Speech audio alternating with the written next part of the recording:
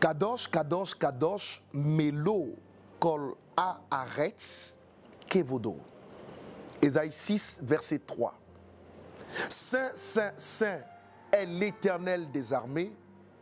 La terre est pleine de sa gloire. Baruch Kevod Adonai mi Mekomo. Ézéchiel 3, verset 12. Que la gloire de l'Éternel soit bénie de son lieu. Kadosh signifie saint, sainteté, mais également sacré. C'est un intitulé qui nous a été inspiré par le Saint-Esprit pour consacrer des jours de jeûne et de prière en début d'année qui nous permettront de donner à notre vie humaine une touche divine qui nous accompagnera durant toute l'année en cours. C'est donc une nouvelle pensée, un nouveau concept qui va s'imposer à partir de cette année dans le panorama spirituel sur le plan mondial et qui nous permettra de mettre des jours à part où l'humain rencontrera le divin, où l'humain sera sacralisé pour expérimenter tout ce qui est en rapport avec le sacré. La rencontre entre le divin et l'humain passera par des humains inspirés de Dieu, mais ayant fait également leur preuve dans le cadre du service de Dieu.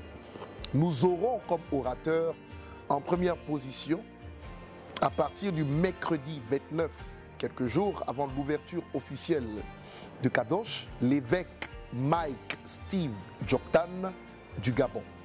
C'est un orateur érudit, c'est un très bon théologien, n'est-ce pas, qui viendra nous exposer la grâce que le Seigneur a mis à sa disposition pour bénir le corps de Christ, non seulement à l'église ambassade des miracles, mais le corps de Christ sur le plan mondial qui se connectera à Kadosh dans le but de nous suivre afin de se laisser instruire par la révélation de la parole de Dieu. L'évêque Joktan a été le plus jeune évêque consacré dans toute la francophonie.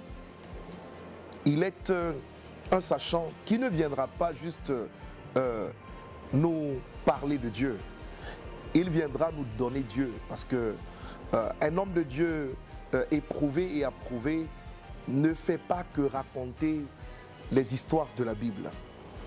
Il a des expériences personnelles avec le Dieu des Écritures à partir desquelles les Écritures sont éprouvées, les Écritures sont rendues vivantes et peuvent être communiquées, n'est-ce pas, à tous ceux qui l'entendront.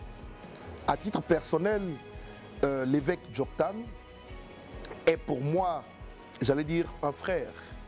Il a certainement débuté le ministère avant moi, mais c'est un frère que Dieu m'a donné dans une connexion divine, dans des circonstances divines, et nous sommes fiers de l'accueillir, n'est-ce pas, comme premier orateur à Kadosh 2025.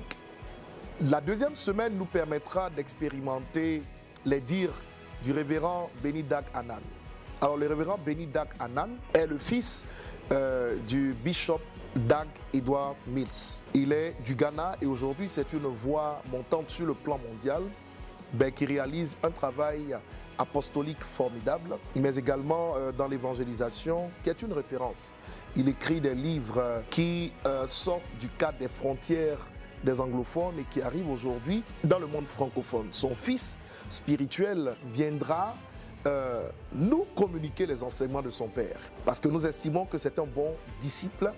Il viendra nous communiquer des enseignements pleins de révélations à propos de l'esprit du discipulat, à propos de l'esprit du service de Dieu.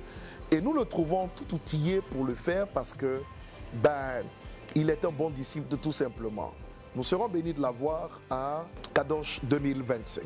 Après quoi, vous aurez l'intervention également la troisième semaine des fils de la maison, des pasteurs de renom, des révérends établis, qui vont aussi prendre part à Kadosh 2025 en nous instruisant sur les révélations que Dieu mettra à leur disposition pour nous permettre d'être connectés au sacré afin de manifester le règne de Dieu dans cette humanité où nous nous retrouvons dans ce monde terrestre.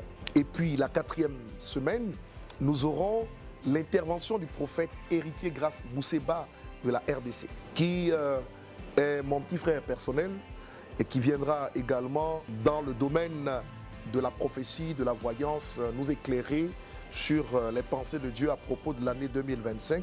Mais il viendra aussi dans l'esprit du combat spirituel aider plusieurs vies à manifester la victoire dans la précision de la révélation afin que des victoires soient acquises dans leur combat et dans les batailles des dites vies. Et puis la dernière semaine, la révérende Tania Ouattara et moi-même allons mettre le saut final sur tous ces jours de jeûne et de prière pour conduire le peuple que Dieu nous a confié vers une année d'expansion et de repos dans le plan parfait du Seigneur Jésus-Christ au nom de Jésus. Voilà, donc Kadosh, c'est un cocktail de grâce, c'est un assemblage de ministères différents qui, dans leur réunion, donneront Dieu dans sa diversité. Je dirais en guise d'invitation que c'est un programme auquel vous ne devez pas vous soustraire. C'est un programme auquel vous devez prendre part. Vous ne devez pas y être parce que vous voulez juste venir, mais vous devez y être parce que vous devez venir pour recevoir la substance nécessaire qui vous permettra de passer à un autre niveau, de passer des barrières qui sont au-devant de vous pour expérimenter l'élargissement dans le repos de l'Éternel. Que Dieu vous bénisse. Shalom.